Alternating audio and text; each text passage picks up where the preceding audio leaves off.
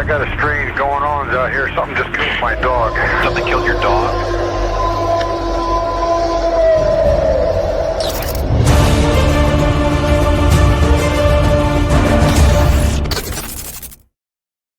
Hey everybody, welcome back to the show. As usual, I'm your host, Dano. You guys got a great show for you tonight. Before we get into it, though, I just want to say thank you for all the support you show the channel. If you guys have had an encounter and like to come on the show, or you just want to get it off your chest, drop me an email at the cryptidpodcast72@gmail.com. Again, that's the cryptidpodcast72@gmail.com. You guys, my guest tonight is from the great state of Massachusetts, and Christian has had, honestly, like a lifetime of encounters.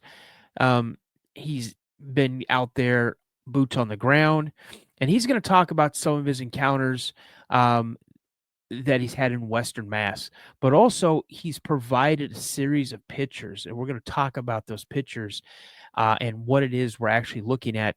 And then also he's provided me with some audio, and we'll play with that audio, and he'll tell us the stories behind those audios. So without further ado, let's bring the guest on. Let me drop this banner here real quick. There we go. Let's bring Christian on the show. Christian, what's going on, buddy? Dano? Doing good, man. Great. Hey, it was awesome that you reached out to me, and as we were talking, you stated that you found me through a person, kind of that, I don't know if you work for her or whatnot.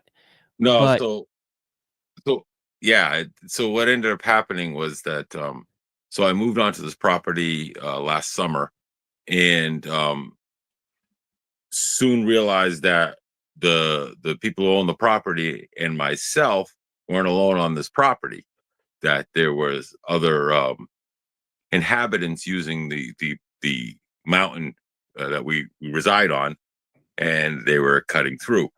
So after a number of incidents and recordings that I played for the landowners, you hear the train going by down the hill.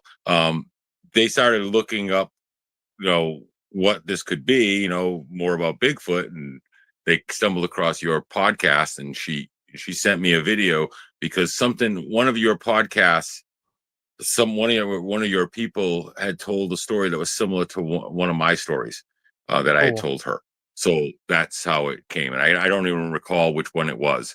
And then, but in the process of this, I didn't move here knowing that there was anything else here. We were in a housing crunch. It was an opportunity for me and my two dogs to have a safe place to live for a while. yeah. And so that and then I was on my second night here, and I was outside on the fire. I had a fire going, and myself and the dogs heard something up on the top of the hill. And that was the beginning of me realizing that they were here, because then I started hearing knocks, I started hearing whoops, I started hearing other things that I couldn't understand. And then in September of this past year, I was awakened, September 18th, I was awakened by howls up on the mountain, a whole series of them. And it woke me up, and I wasn't prepared to record it. My phone wasn't doing it justice. So I'm a musician and an artist and a writer, and I have music recording equipment.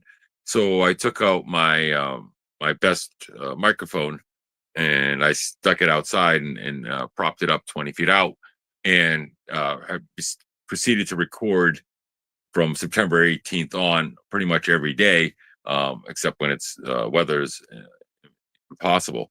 And that's part of the story. And you have the audio recordings, which I think, when it all is said and done, they are, I'm really blessed to have, after years of doing the weekend thing, to once again have the benefit of living next to them. Now I've lived on this mountain now for a total of going to be going on 6 years. Now, can you When I say first moved, what go ahead. mountain it is? No, I don't want to, and that's why I'm in the dark, because what I have found on this mountain here, and I'm in the process of documenting, is a population of apparently two kinds. I've seen two kinds of these forest people. One Okay. kind is the traditional patty kind, big, black, and massive, and that's the one that is in the audio of the tree crash. I saw him with my eyes. I couldn't see all of him. And I tracked him for about a quarter mile through the forest with a YouTuber who asked me to scout for him. And Okay. and if you want to play that, I can take you to that one, because that one, Okay. to me, you'll hear a tree crash and then you'll hear it yell at me. Okay. I'm gonna try Say to something to me. find. So they're not labeled the way I hope they would label. So I'm gonna just play a little It's snippet in of it. it's on the email one. I labeled them on the emails. Yeah, but they didn't transfer over. So I have Okay. to label them myself, and it's gonna take a little Okay. longer than I want to. But I'll play a little snippet and just say try another one until we get to the one we want to hear. Okay. Okay. Okay. So here's this first one here.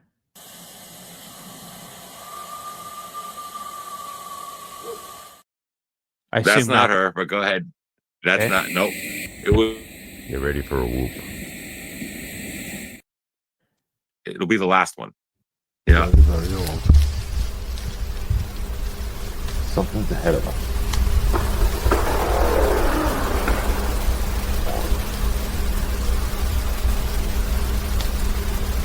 What's that? That's a tree crash. You have your camera going?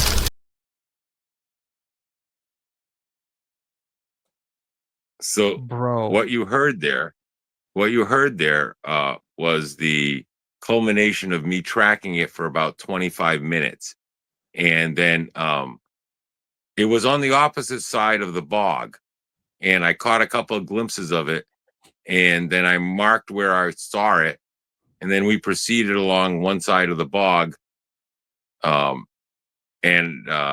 then I realized that it was about 150 feet ahead of us. I no longer could see it, but I heard it. And everything went quiet. And then it tore down the tree. And it said, when you look at the audio graph, it looks like 3 different words. So to me, that was incredible, because I've heard them before, but I've never been able to catch them on audio. So that was the first audio catch that I've gotten of I'm gonna play it one more one. time. I'm gonna play it one more time. Yeah. Very old. Something's ahead of us.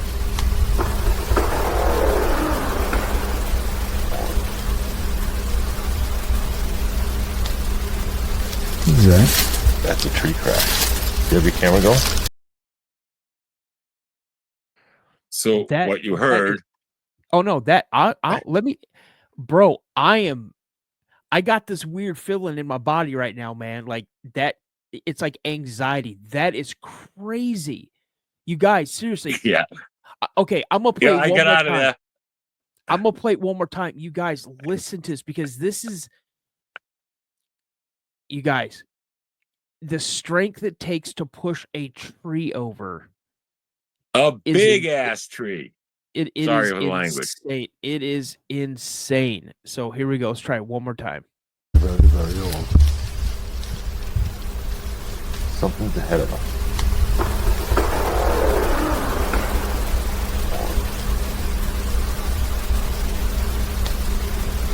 What's that?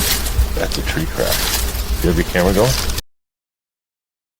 That's crazy. So you're out with a YouTuber, and you're This is my tracking this thing. backyard, where I used to live on the top of the mountain. Essentially my Okay. backyard. All right. Okay. I live next to this bog. And I, at this point, I moved there in 19. And I quickly realized that they were there. So I started like taking pictures of the tree art. I used to call it tree art because I didn't know what made it. And then then it became tree structures. And now I believe that most of them are languages, because if you have a vocal language, then the written language, it made the written language theory plausible. And I for 20 something years, I've come across these strange things in the woods, and I take pictures of them, X's and strange, just things that aren't naturally made, including blinds and things that are too powerful for humans to make. So that's how that's what I started seeing that in a different part of the state earlier in my life. And then at this point, when 19, I started to recognize it. And the thing about it is, after a while, you realize that it's not only a language, they are symbols. And sometimes they put them up in the trees fairly high. It's okay. My dog reacting to something outside. So sometimes they put them up in the trees fairly high, and I didn't understand why they do that until it's okay, buddy. It's okay. Until it's okay. Until I looked at night and I could see them against the background of the sky. So I was like, wow, they put up signs like we do. It's okay, buddy. Except in their case, they do it to give each other signals, or as they're walking through the trails, you look up and you see them. And so after a while, I figured out how to I don't want to say read them, but kinda it works most of the time. And they come in threes. That's how I decipher if they're a natural formation somehow, or if there is something more to it. They generally come in three different symbols within 100, 150 feet. So when I find them like that, I know that they're at least marking their territory, or they are around. So that's been something that I've realized for over a decade. And that's how I was able to lead Ross, the YouTuber, to that situation. And then on I don't remember if it was that, I believe it was that day we were coming back. No, it was a different day. We had found a lot of structures, but I'd heard some things, but we didn't catch anything on camera. And we were walking back, and on the video, you hear me say, "I feel like we're being watched." And Ross, at this point, it's okay, buddy. Ross, at this point, had become very experienced in what we were doing. He had at different points, he was with me when they threw rocks at him, not me. So it's just kind of comical, like scenarios at times. But so he carried a camera going forward and a camera on the side, pointing to the side. And as we were walking back, he caught something on that side camera, which is that series of photos that I sent you. Okay. And we call it the bog monster. And now the thing is, it's hiding behind a birch tree. And if you're not familiar with birch trees, when they peel, they spread.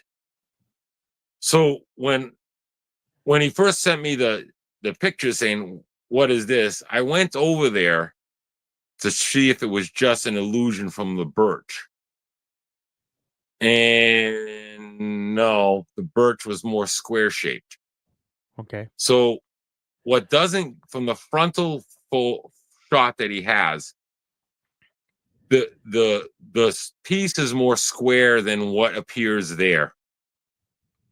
And so it's okay. It's okay, big boy. You get a real sense of what it's like living on the mountain with animals come by. My dogs react. They are really good at the Bigfooting thing too. So the images that 6 or 7 images that I sent you, that's what they show. The side camera, something appears to be behind the tree.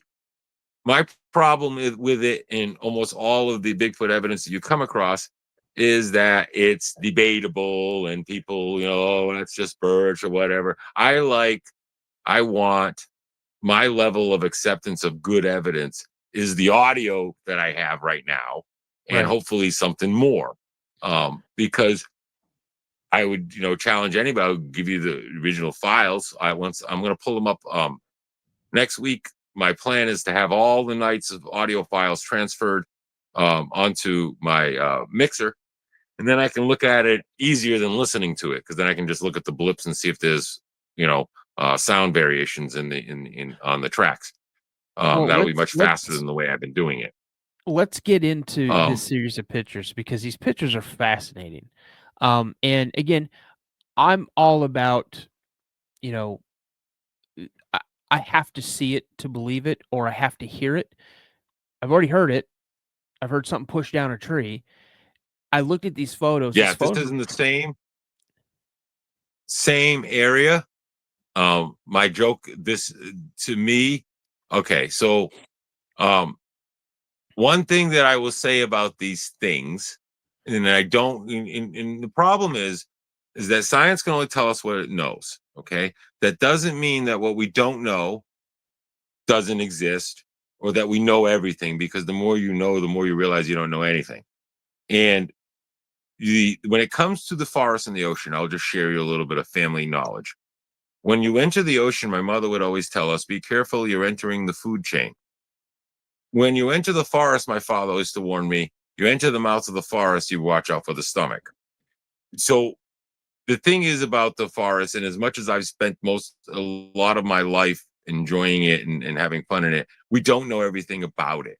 And no matter what science wants to tell us, we don't know how, species travel. There's migrations. Everything has changed in the Northeast as far as the amount of animals that people now regularly see that they didn't see 20 years ago. There is a scenario here in this mountain where there appears to be, they may all be the same species, but I've seen two distinct, different, physical shaped things.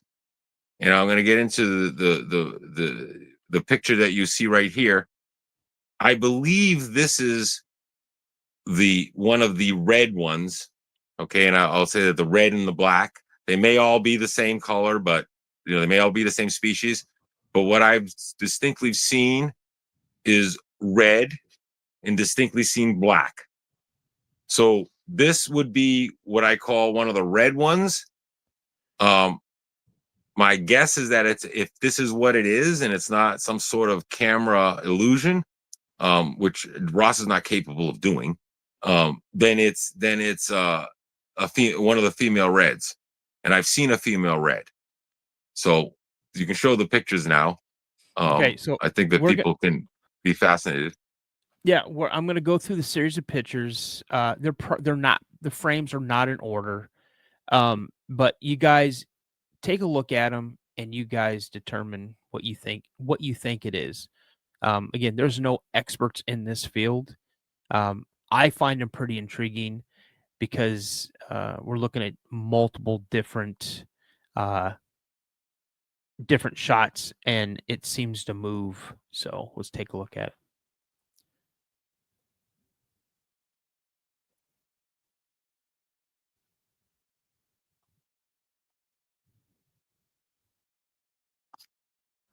Right here, you can definitely see hair.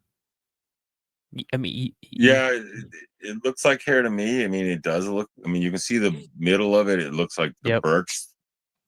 But Okay, you so mean, again, I understand people's apprehension, because it's not at the standard of evidence that I want. Okay. right? No, However, absolutely. it's interesting.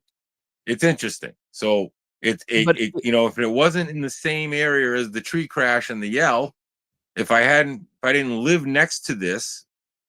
Now let me tell you, show another couple of pictures and I'll tell you the story about the reds.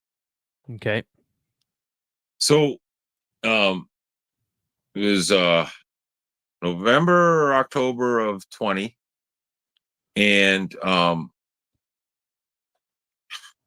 I went out for a cigarette, and it was cold, so I just slid my glass door. And the property I was living on had 3 acres wide open on one side of the house and 4 acres wide open on the other side of the house. And I put some floodlights with different color floodlights on the trees, so it kind of looked like a park, you know. I enjoyed the beauty of it. It was flat, you know, top of the mountain, the bog behind us, and tremendous amount of animals had long established route through the property, through the woods to a gentleman's house who for decades has been, let's just say, feeding the wildlife with lots of food.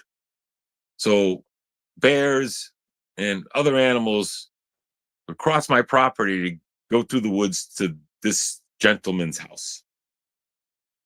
So I've kind of got used to it, and then I got my dogs to alleviate the fact that I had 7 or 8 black bears walking through my yard every day. And it moved all the animals to the other end of the property to cross over and take another trail.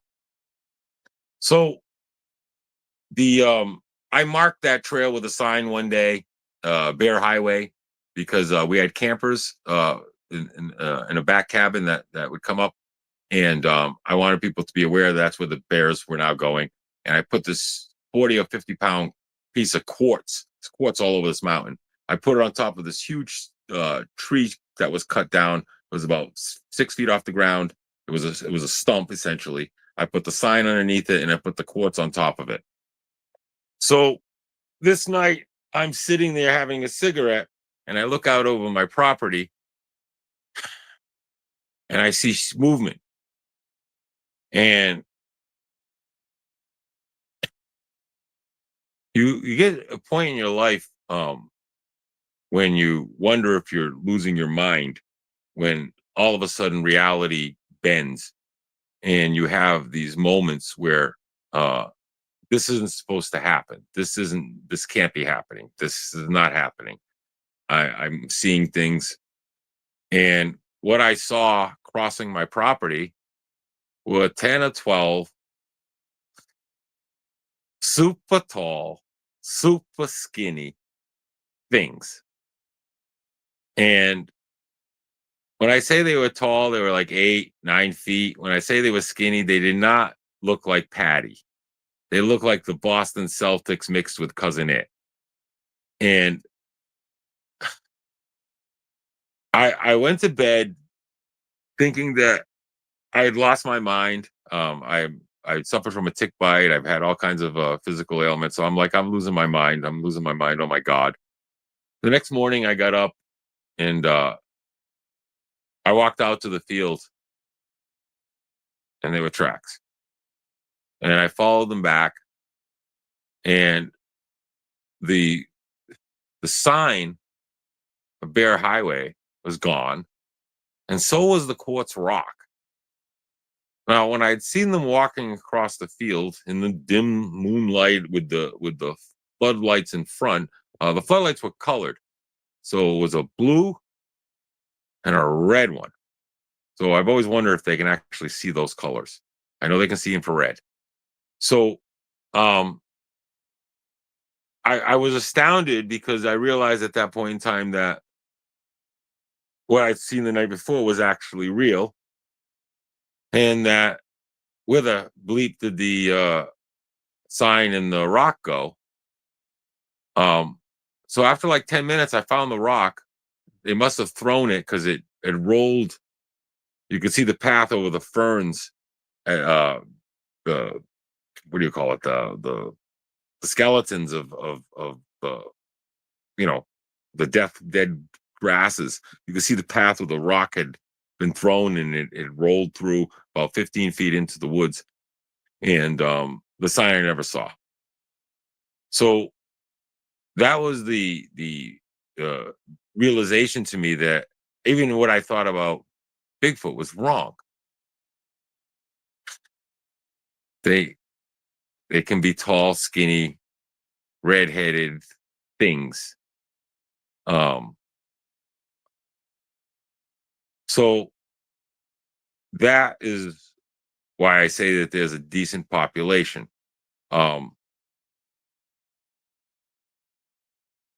the I don't know, it's hard to explain. You the realization that they live there and that they know the woods better than you, that they can travel silently, that they can uh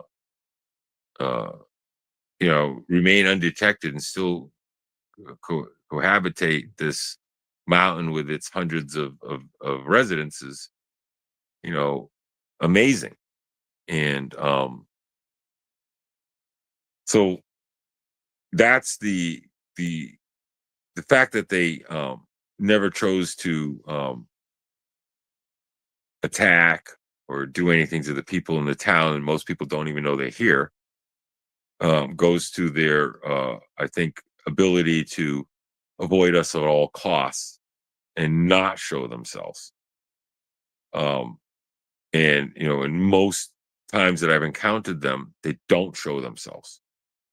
And the only other time that I seen them was, other than the big black one that I saw the day of the tree crash, not clearly, was driving by a logging road. This was 2 or 3 years ago, and I look over, just glancing, and I see a female halfway across the logging road. She looked at me. I jammed on the brakes of my Jeep. I pulled it back, but she was gone. And this was one of the red ones. They look almost orangutan-ish, but uh, faces. It's like the eyes are bigger, but the face is wider. It's the only way I can explain it. Not quite a moon face, but you know, it it it it looks like a human orangutan. Um, so there were a number of crazy little things that happened. I'll tell you one with my dog. So I got these two dogs, and they're mountain dogs. And one of them is absolutely terrified of these things, and the other one's not. And the one that's not, um, something happened that was so freaky. We were, him and I were outside, and I had him on a leash, and we had chickens, and I was dealing with the chickens closing up the barn.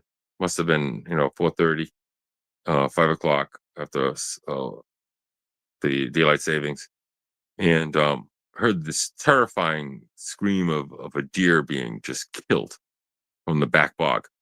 And if you've heard the scream of an animal dying, um, it's just stunning when it first happens, because when your mind grapples with what it is. So he reacted like that, exactly, and he bolted from me in the direction of the animal, which is typical with his breed. Pyrenees, they like to protect everything. Hey, okay, I'm talking. Okay, and he bolted, and I went to chase after him, but I can't compete with him. And it's okay, buddy. It's okay. And I want to be good. I don't hear anything. It's okay. So he bolted after it to where the deer had been just slaughtered. And by the time I reached the other end of the field, he came out of the bog with a front deer leg in his mouth, and it was fresh. And whatever had killed it allowed him to take that deer leg. And the funniest thing, or the weirdest thing, or the strangest thing, is when I approached him. Of course, he growled because he didn't want me to take it from him, but he stunk like something pet him that stunk. And I had numerous times when he would go to that back bog. My other dog wouldn't do that. She was terrified. She'd come running out of any woods that they were at. But he had no issue with it, and I found that to be odd. The the reality of these things is that, especially in the area here, I believe that there are on this part of the mountain there are three.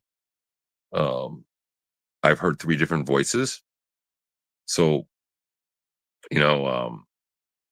they apparently cause us no issues. I have heard. I think the audio will show they were dumpster diving in our dumpster. It took me a while to figure out what they were doing, but the and I know we have this on audio. I know I recorded this one night, but hear this clanging all the time. Let's get into some of that audio. Okay. So we played the first one. So here's one that you have labeled as forest talk. This is pretty interesting.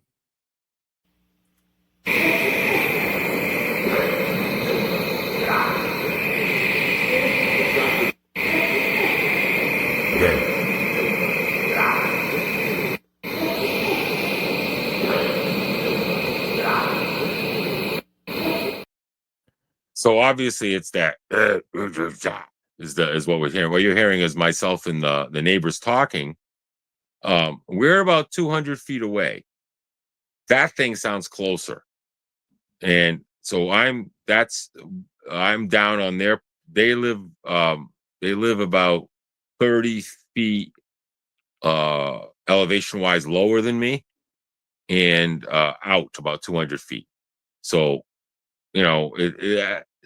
when we heard stuff all night, but it was only when I got back and played back the recording that I heard that one. I call granola, and I forgot to send you granola. There's another vocal, but that one, that creature, that one, that's the alpha male, I believe. There is a younger one. If you play the audio, you'll hear who I call Junior, who I will hear yell and do crazy sounds all the time. I just don't always catch him on audio, but I caught him a couple times. So I don't know if you want to play one of those. So I'm going to play this one here. I played a little snip of it, but it wasn't what we were looking for. So let's play this one. I'll go to another one if you need me to.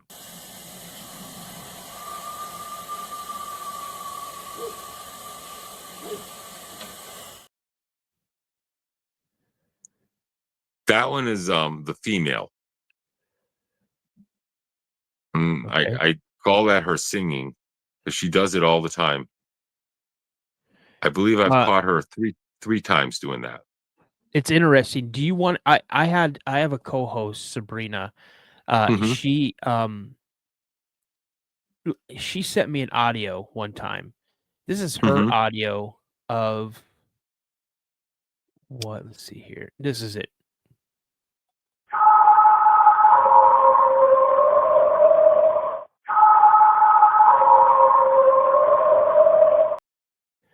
Oof. And she believes that's a female singing as well. Maybe. I mean, there's something guttural there. This one, I have the long clip. I think it's 56 seconds long. Has her doing that like 5 or 6 or 7 times. If you can find that clip, it's one of the longer ones. Okay. See, that one was. Now I've heard her cough, and I've heard her in my dumpster. Okay. Just try this one here. Get ready for a whoop.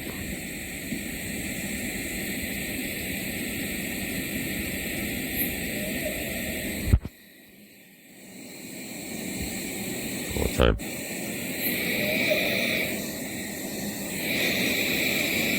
Again.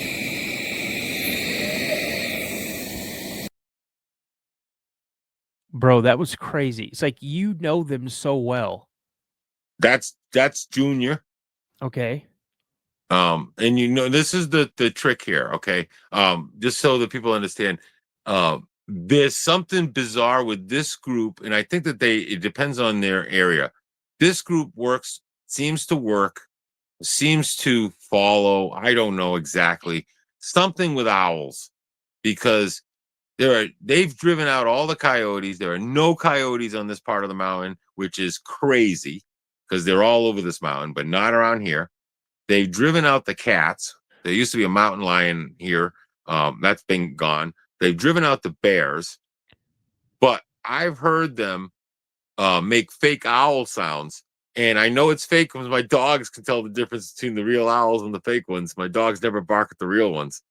So even as you just played that, my dog growled because of that whoop. And so play another, but the her and her wailing, I find it beautiful. She woke me up about 3 weeks ago with that wailing, and I caught a couple bars of it. And I just find it, some people get really creeped out about it, but I actually find it really beautiful. And just the fact that there's an unknown creature out there who's singing, in this weird like tone. I think it's cool, but whatever. But go ahead, see if you can play it. Let's go through 'em. Okay, here we go.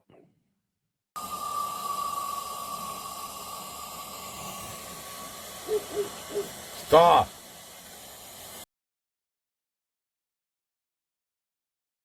I only caught a bar of that one. Okay. And then of course you heard my dogs react to them. Yep. So a lot of my recordings you'll hear the dogs react. Go ahead, play another one. Okay, and here's the last one that I have. Get ready for a whoop.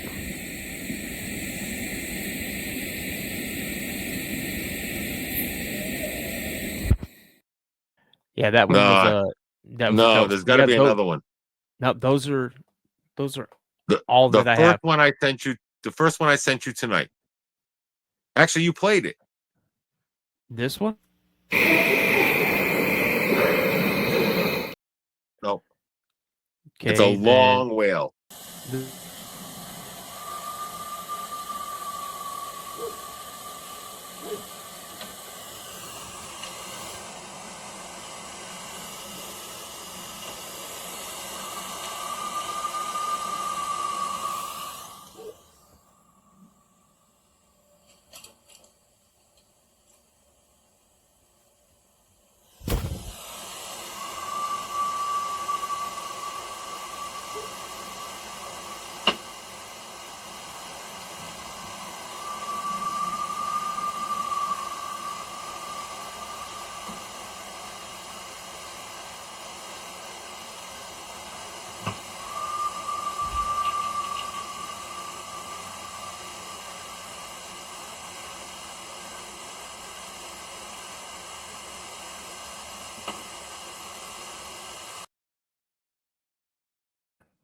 Bro, that Yeah. is crazy. Yeah, I got that thing lasts 56 seconds of that. And when she woke me up, and obviously when they howl, the dogs get upset, and so the dogs wake me up, but they're the triggers. So yeah, I'm pretty, and I have a cleaner version. I just haven't pulled it of that. So the actual recording quality, because that's coming through my studio. I just recorded off my studio amp on the phone, so it actually gets a little clearer, which I'm happy about. I'm going to use some of this stuff. But again, you got one. There's one more still, which is the one that you had originally, I believe. The force talk? Yes. Okay.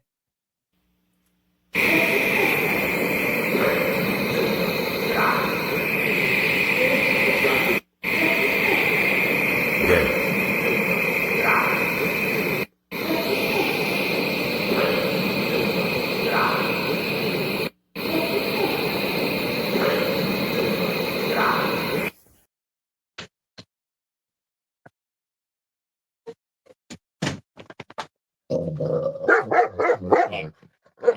So we got the dogs all excited because they hear all of the sounds, Oh, right? yeah. So I'm gonna step off camera here, just get them calm a little bit. I'll Sure. continue to talk to you, but so that's basically what that's life here, right? With the when they start their action, The dogs go a little crazy. And the thing about the vocals, and there's more vocals, I'll have to send you more, but when you hear them talk, when you first initially hear it, it doesn't sound like anything that you can figure it out. It's only when you record it and then hear it back that you actually know what you just heard. And I think that that's the key with even all of these recordings that you're getting, right? And is that the first, when you hear it raw, you don't know what the hell it is, because it's the tone, the way that the way that the tones are vocalized. It's not something that you automatically pick up as language. But once you hear it, record it, and hear it again and again, you stop picking up the fact that it's actually commands. And I've heard, since now that I know the voices, I've heard them yell at each other on the hill in the back. Right. Okay, buddy. It's okay. It's okay. It's okay. Yeah, So we got the dogs all upset playing all the Bigfoot house. So I've heard them, so I say that there's three because I've heard the female, I've heard the big deep voiced one that you just heard there, and I've heard what I call Junior, who makes the craziest sounds all the time.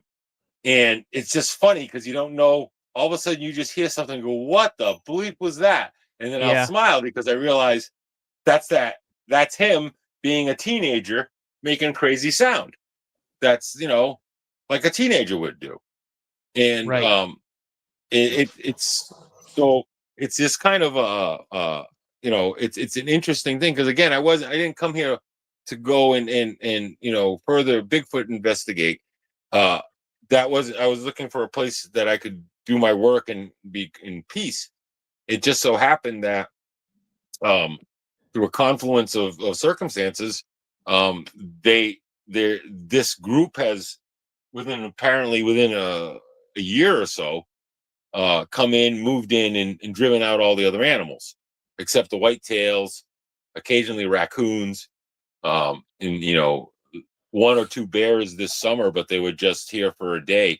And usually with the amount of caves that I have we have behind the property, there's a lot of places for animals to take refuge. And it's kind of astounding. I've been going out to the caves, eliminating one by one as to which one could be potential habitat for these things, while trying not to engage in anything that could have a bear in it. And there's a lot of caves here, and it makes sense because I think that the only way to survive on this mountain in the wintertime is to have shelter. I don't care how much fur you have. And I think that they take advantage of the fact that historically these towns in these mountain towns, hill towns, were also mining towns, especially during the Civil War when they were looking for gunpowder and not gunpowder, but for iron and other elements that they used for making weaponry and gunpowder.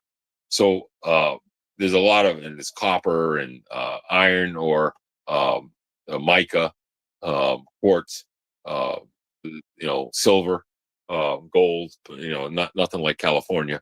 But there's little pockets here and there. So there's a vast cave system. This is still part of the Appalachian, trail in a sense. The trail isn't too far from here. And I think that the rules of Appalachia apply here. You don't go out into the woods at night. I kind of have no choice because I live in the woods. So I when I pull up, I never know what I'm going to see in my headlights, if I'm going to see something or not. And we started this conversation earlier, you and I, me telling you about my first incident, which was actually in Western Mass, outside of UMass Amherst, a town called Sunderland. And I was 20 years old. It was in 1990, 91, 92. And we were this habit of going on hikes every weekend. So we hiked the Quab and we hiked all these different places. And one day we decided we were going to hike between these two highways. Now, at the time, you'd run into bears, but really nothing you worried about in the woods. Humans are much more dangerous. So we started off on this hike on a Saturday morning around 8 o'clock or something. And I had done the mapping from it. I figured we'd be coming out, and my friend lived on the other side of towards the destination, on the other side of the mountain. And we were going to come out to his place, and he was going to drive us back to our cars. About 3 or 4 hours into the hike, I realized we weren't going to make it. I had miscalculated the density of the woodland that we were traversing and just how tough the mountain was.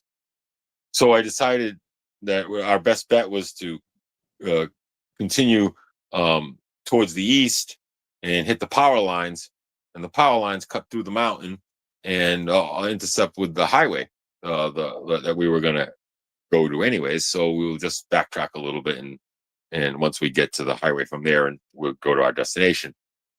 We were on the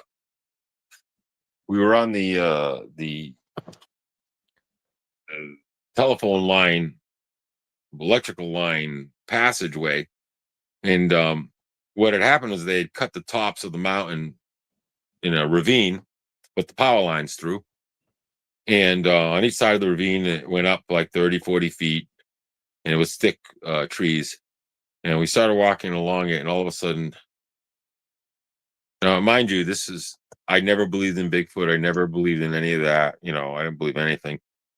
And something screamed at us. And when I say it screamed at us, it was the loudest thing I'd ever heard in my life. My ribs shook. I was stunned. We were both stunned and shocked, just staring at, and as we watched, the trees just started splintering. And whatever it was coming through the thicket of trees. These trees were like 10, 15 feet tall. They must have been, planted there or grew up after they put the power lines in. And they were just flying in each direction. And then one came flying towards us. And before it even landed, we were gone. We ran, and I've never run that fast in my life. Usually used to be able to beat me in races by 2 or 3 steps. Not that day. I discovered I had another gear. And we must have run for 1.5 miles. And along that power line, we never looked back. We were just full throttle. And then we realized we overshot where we needed to go. And we had to walk back another like 1/4 mile through this cave area. And we were just terrified. And that was the moment that reality really crashed, because it wasn't supposed to happen. That's not supposed to exist.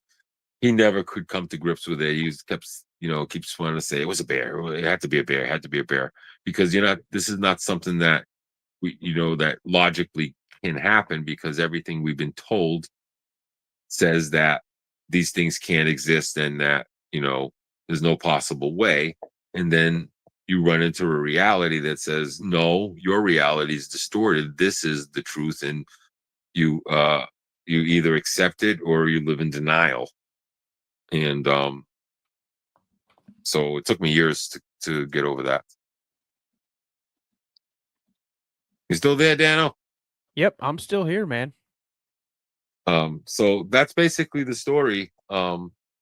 So my plan is that it's gotten really quiet the last few weeks.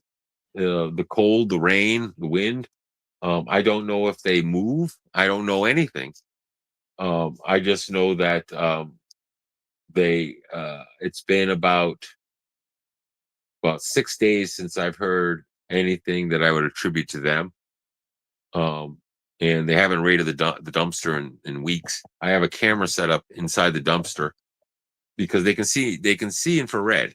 This I'm certain of. I had a number of incidents. I'm not gonna get into all of them, but I have a number of incidents with cameras where they damaged cameras, and they can see the infrared. Bears can see it, coyotes can see it, raccoons can see it. Don't tell me these things can't. So the trick about putting the camera in the dumpster is I have an older camera, and if it's in the dumpster, when they open the dumpster, in theory, they don't see it activate until the dumpster opens. And then hopefully it activates quick enough that I catch whatever it is that's right in the dumpster. And the reason I know for a fact that they raided the dumpster is that we had them on audio and I couldn't understand what I was hearing. And then I thought, I heard the bang of the dumpster and I thought, oh my God, it's a bear. I'm going to have a mess to deal with tomorrow morning. The next morning I got up and there's no, we call it getting bared, because if a bear jumps into your dumpster, it's going to take everything out, grab some bags, drag them off 100 feet and open them, come back, do the same thing. But it's going to just spread all the trash out of the dumpster looking for the key bags. So to my surprise, there was no trash.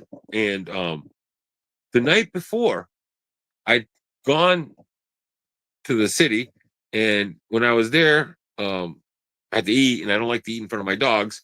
So I got us 3 Wendy's biggie bags, and they got to eat the chicken nuggets and one of the burgers, and the fries. I generally don't give them the fries, so there were too many fries for me. So when I got home, I stopped at the dumpster, took my Wendy's bag with the fries, and put them in the dumpster so the dogs wouldn't get it. The next morning, when I went to the dumpster, the Wendy's bag was gone. Like, And when you say dumpster, your typical dumpster, right? no, this is here on the mountain. We don't get like a big, huge one. You get like I don't know, it's about 4 feet high, 5 feet long. It's on wheels, but it's a dumpster. It's got two lids on the top, 2 flaps. Okay. It's the residential. They come and empty it once a month, and it's hard to explain. I mean, I can't give you a much better explanation. It's about 4 feet high, 4 feet deep, and about 5 feet long. Yeah, so like a mini dumpster. Yeah, a mini dumpster. Now I share it with my neighbors, but it's more towards my side of the property than theirs. So the thing is that I realized at that point in time, when the Wendy's bag was gone, that they were in fact right in the dumpster. I caught them on audio a couple of times now that I realized what I was listening. Because what happened is earlier this summer, I would say to the lady, Mrs. K there, I'd say, hey, were you out at 10:20 last night? She's like, no. Look, I got a woman coughing. It's a female cough. She's like, it wasn't me. So that's when we realized that that there was a female walking around. Then when I started recording her wails, and then I heard her a couple different times. She generally wails more than I hear her talk. The males talk more. She wails, and so even the last time the last time that they raided the dumpster, when I I was gonna say I heard her cough again. So she's got a cough, which is kind of fascinating as well, which goes back to my theory that they're not monkeys. They're some sort of humanish creatures. What I saw, those tall, skinny, cousin it meets the Boston Celtics thing. Yeah. That's what threw me at first, because again, I'd never heard of Bigfoot being tall and skinny. It's always like big, giant shoulders and barrel chested thing, and these things completely changed my viewpoint of what they can look like or what these forest people can be. It was they're abnormally. The thing is, all right, so it's not that they're like 6 feet of legs. They're like 4 feet of legs and 4 feet of body. they're like long, like stomach long. You know what I mean? Like stretch long. It just looks odd. Uh, but yet when they move, they're graceful. They don't, they don't walk like really tall, skinny people who have like this bony walk, right? Even the basketball players, when they trudge down the court, you can see the really tall guys. They kind of like lumber. These things weren't lumbering. They had a grace to them. It was just an odd grace. The movements weren't like regular human like strides. Everything was Right. just a bit off. And even when I watch, like I can tell the AI almost instantly now. Like when I see the fake ones, now it's like, no. When I see the faces, when I see, I'm like, nope.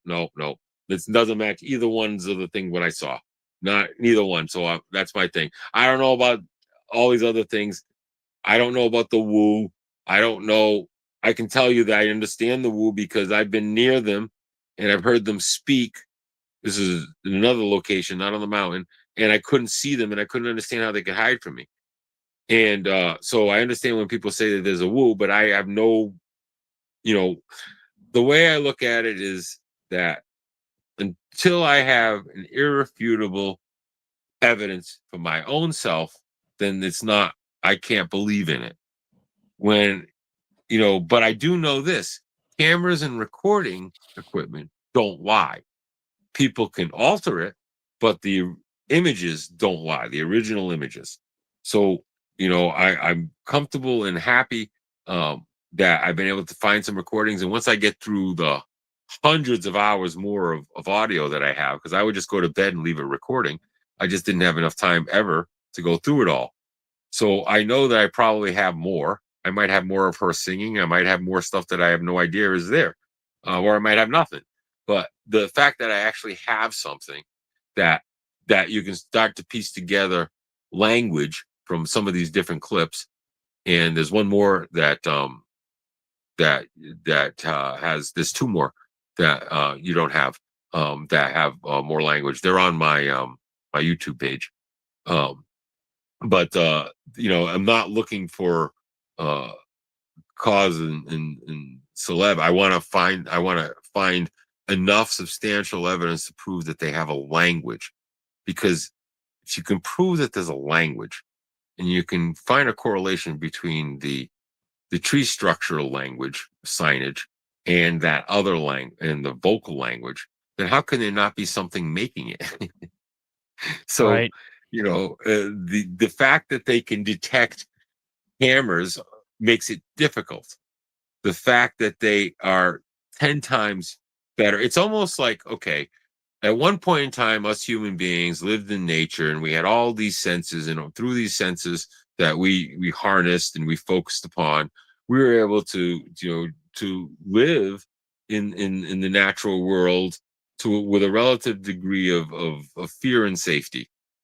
Um, we as human beings moved and adapted and left nature to move into the cities. These things have all of those skills and all of those natural abilities that we lost a long time ago. People like myself who are good in the woods maybe have one or two or three of those things still. But these things can move, they can hide, they can, uh, uh, you know, uh, they can use their strength in ways that we can only imagine. And we are not um sensitive enough as animals, like my dogs are, to be able to detect them um when they are around us, and they can come really close to people's houses, and they're within 100 feet of me. So but the thing is, i don't um I don't subscribe to the belief that these things are all killers. I know that there's a lot of uh, theories that these are the things that are responsible for all the people missing in the national parks. I'll go back to what I said earlier. When you enter the forest, you enter the food chain, and we don't know everything that's in involved with the forest. As much as we know a lot, things migrate, and they migrate in and out of areas. And when scientists are looking and documenting species, it might not be there. And we don't know. And I just know that I've had too many incidents in the forest. And as educated as I am, and with my background in a fact-based, evidence-based world, it excites me to have actually evidence that there's something more that we don't know. And the search for that information is intriguing. I didn't, anticipate being in a situation that I could just stick a microphone outside my place and capture evidence. But I'm not complaining about it either. I don't live in fear either. Yeah, I mean that definitely makes sense. And I'm gonna pop back on camera here. So hold on a second. It makes sense that like me and you, our stories are similar, and I think our stories are similar with a lot of people out there because we don't actively go out looking for these things. We never have when we had our Oh, I first have. encounters. Well, before your Not in my first encounter. yeah, your Yeah, first encounter yes, was complete happenstance. You had no exactly. clue on what was going on. And then it seems like after we have that sighting, things all of a sudden start opening up, if that makes sense. And I'm like you, I have to see it or hear it to believe it. I'm not taken Hmm. away from anybody with, who claim to see a portal open up or watch them walk into a tree and disappear, but I think they're flesh and blood, but I think that there is something else to them. And some people have There's a hard just time. something else to the forest, and Right. we there's something else to the forest, and I can't explain it. But I told you in the first aspect, in another part of the state, I had some crazy freak. Really, I'm not scared out here. I was scared in the other part of the state because there were things that happened that I caught some of them on film. That freaky, like like hair on standing on end, scary. I don't go into the woods at night in that area ever again. I got bit by a tick there that nearly killed me 3 times. With the diseases that it carried, and the question I always have is, what did it bite before it bit me? But there's something Right. about the forest and certain forests. Again, we don't want to get into a spiritual religious thing or whatever, but it's a lot about energy. And Yeah. some forests have some energy that is dark, and they can be beautiful parts of the same forest. Then you walk Mhm. into one corner where it's just dark. Yep. And I love this mountain that I live on. It has got an energy, and I just love it. I don't fear. I was only they only scared me once. I'll tell you one last quick story. So 2 springs ago, uh after I was living at that place, it got sold, and I had to move. And I have 2 big dogs, and I wasn't moving to the city. So for a while, I was it was spring, late spring and summer. So like, I'm gonna stealth camp so I can find a place to live. So uh, I had a couple locations of the mountain. I would stealth camp, and I had my stuff in storage, and I'd go to the gym and shower and do the whole, like, living out of your car thing. And so one location was at the top of the mountain on the north side, no, south side. The other location was about a mile from here, and about 3/4 of the way up the mountain. So I was there. I what second or third week of doing this, I'd come stay for a night or two, then go to the other place, go back and forth, and both extremely remote. places I got to with my Jeep, my 4x4, and with my dog. And at the time, my boy was getting he was getting spayed or neutered, whatever you want to call it. And so I had her, and she's the one that's afraid of them. So we're out camping, and I hear the whoops, and I heard them the first night, and they're about a half mile away. I don't worry about it. They're up the mountain. And then I make some chicken or something and then I put out the fire, and I'm right about to roll up into the tent, and I hear this scream, and I never heard anything like it before. And my brain is going, "Is that a buck?" But like a buck wouldn't be screaming at this time of year, and then it sounded like a goat. But all I knew is that at first it was like where I heard the knocks coming from, but now it was getting closer, and it was getting closer and closer. And I'm going to make the sound, and it just sounds so weird. But it was like, and it just kept getting closer and closer. And my dog, my female Anatolian shepherd, with the strongest bite of any canine, has got that look on her face like, are we really going to stay for this? And I look at her, and I hear this thing coming, and my heart starts racing, and I'm like, nope.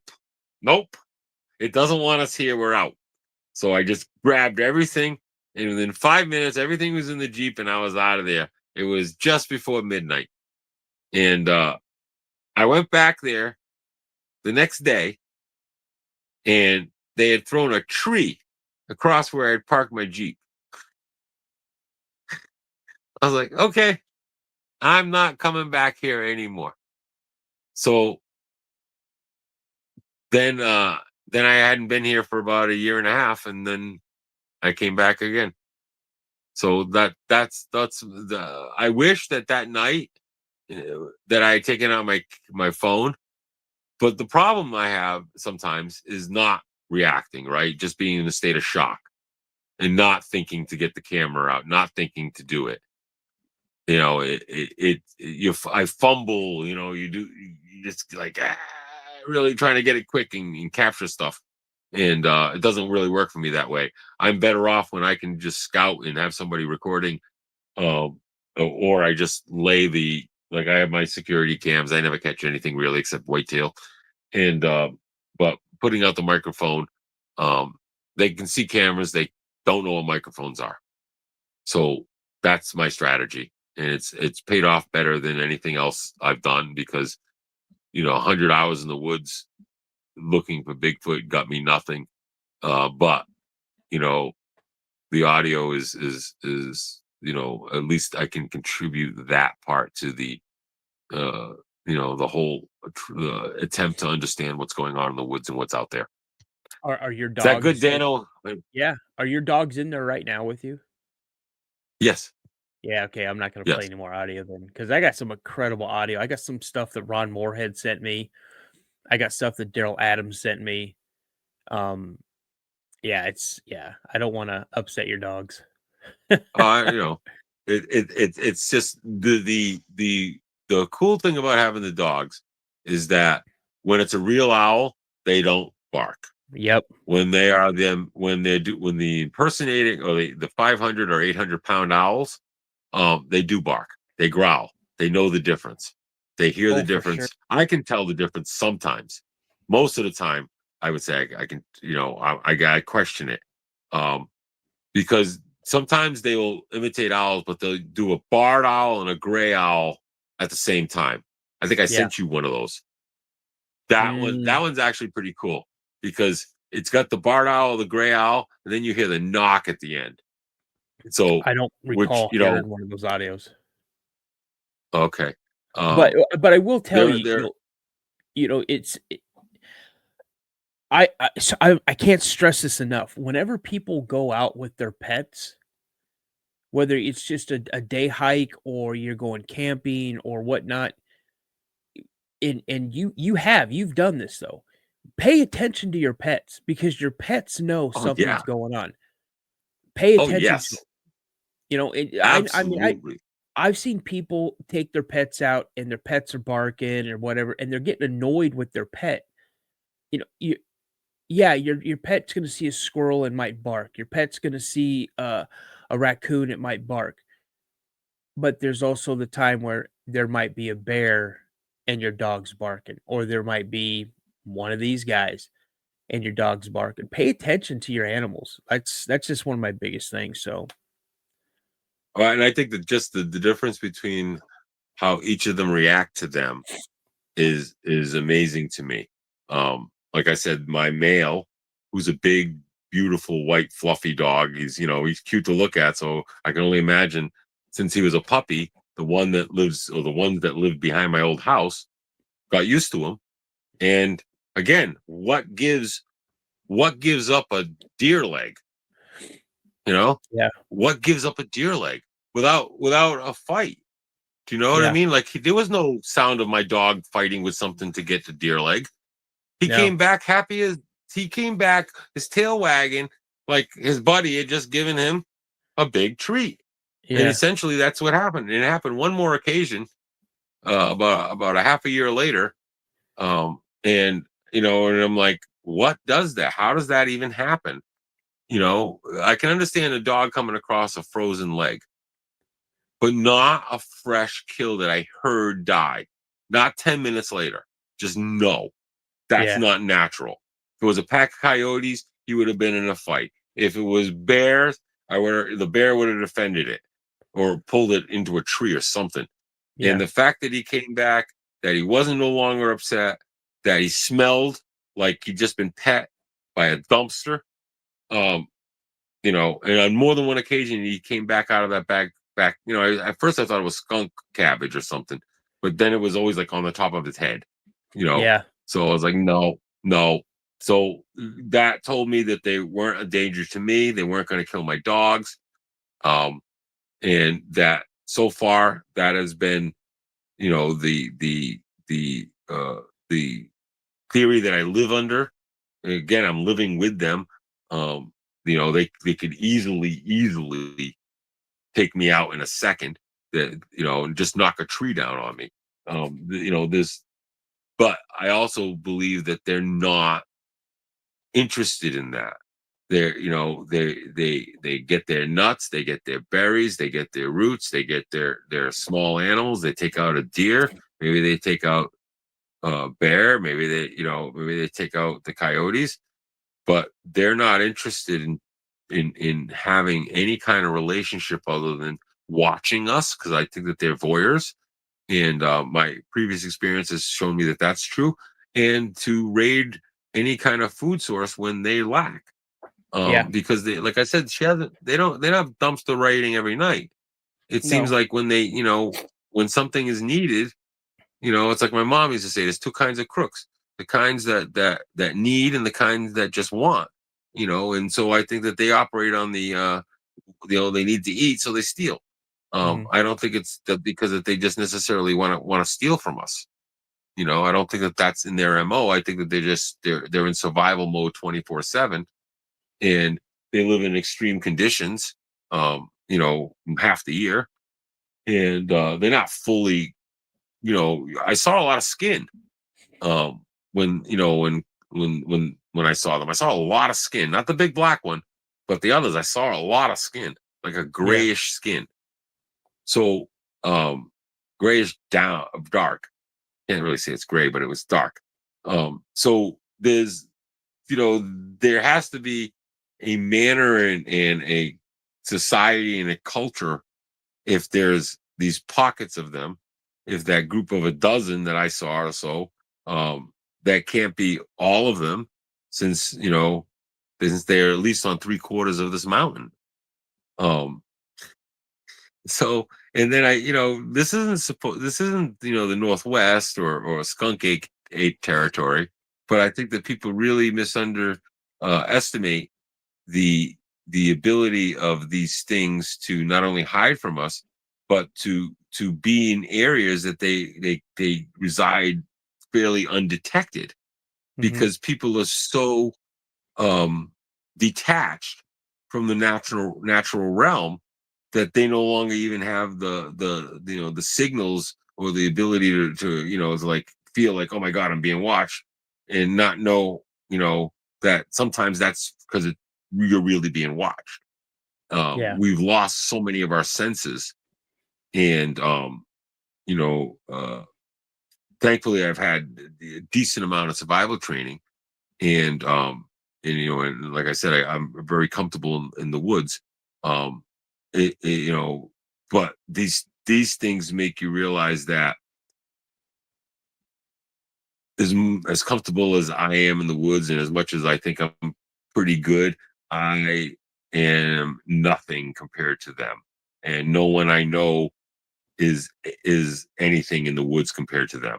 Their ability to move. I've had so many experiences when I know I've been within a few feet of them, and then all of a sudden they're gone, Yeah. just gone when I've heard them. And so it's like, I don't understand how they can move so quickly, but they do. And I know they move on all fours. I know they have. Mm-hmm. So, it's the unknown. Now it's just like I said, the goal is to capture language and irrefutable um, uh, uh, data and vocalizations, and try to, like, I think that one word that I've heard numerous times is captured on that audio. It's that cha, that I can't even do it that low, but he does like this chop sound. Yeah.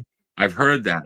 I've heard that several times with my own ears, and I don't know if that's the name of Junior, or if that's like, come here. You know what I mean? I don't know what it is. The When I've encountered them in the past, and I know that they've been around me, I have tried to speak to them in Mohawk. I lived on the reservation for a while, so I know, some basic greetings and basic communication. And I don't think that they speak that language. However, I believe they understand uh, the basic gist of those greetings. Yeah. So that's why I, very rarely have they thrown rocks at me, or when I've gone onto their territory. One thing I will say is they do at night this summer. I would get little pebbles thrown at the cabin, and they weren't trying to. I don't think they were trying to like break anything. I think they were just seeing if I was still awake, so Yeah. that they could, come on closer to the property, and maybe go to the dumpster, maybe go to the bird feeders, um, you know, uh, or just look around. So, Yeah. so that's basically it, Dano. That's what's going on here. Well, I hope you can. that's all Western Mass, right? All Western Mass, Yeah. Hilltowns, west of I-90. Yeah. Um, uh, We'll just leave it at that. We'll just leave it at that, because I yeah, definitely want to have you back for another episode, and we'll cover Eastern Mass. yeah, that's a little spookier. That's a Yeah. different animal. So That's much spookier, and I'm not somebody who necessarily likes the fact that of the impacts of my Eastern Mass forays. But yeah. there's no question to me that these things exist there. But those are woods that are dark. Yeah. Those are woods that um I don't want to know what's in those woods. Yeah. Well, I'll definitely shoot you an email and see, give you, what time available you have, and if you have stuff from Eastern Mass, we'll get it better organized than we had here at Western Mass. Dude, I can't thank you enough for coming on the show and reaching out to me. I appreciate you. No problem. Let me know when it's going to air. Yeah, I definitely will. All Okay. right. Nice All talking right, to you, Dan. buddy. Have a good Yep. night. You Good too, night's man. Be sleep. safe out there. Have a good Take night. care. No problem. Take care. You too. Bye. Yep. All right, guys. That was Christian. I'm telling you right now, that was fascinating. Um, you guys, I can't stress enough. Pay attention to your pets when you're out there. Again, Christian, thank you so much for coming back on, coming on, and I look forward to having you on again. You guys, pictures that we show on here again are going to be open for interpretation. I definitely see something there, but I also see what he's talking about with the birch bark and things like that. So, when you guys check this out and you try to stop and freeze the frame and screenshot some of the pictures or whatnot, take into consideration that, they were coming back from hearing something or back from walking around in the woods. And this was all caught pretty much on his side camera. So again, but you guys, I want to say again, thank you so much. That's the show for tonight. I appreciate everyone of you guys out there that spend, even if it's a second with me. Thank you so much for spending your valuable time with me. If you guys have had an encounter, you'd like to come on the show, shoot me an email at thecryptidpodcast72@gmail.com. Again, that's thecryptidpodcast72@gmail.com. You guys, I'm not going to get off here without saying it. Just like my buddy Josh always says, stay prayed up, everybody. And as I always like to say, remember, a legend begins with a sighting. Have a nice night, guys. I'll see you on the next show. I got a strange going on out here. Something just killed my dog. Something killed your dog?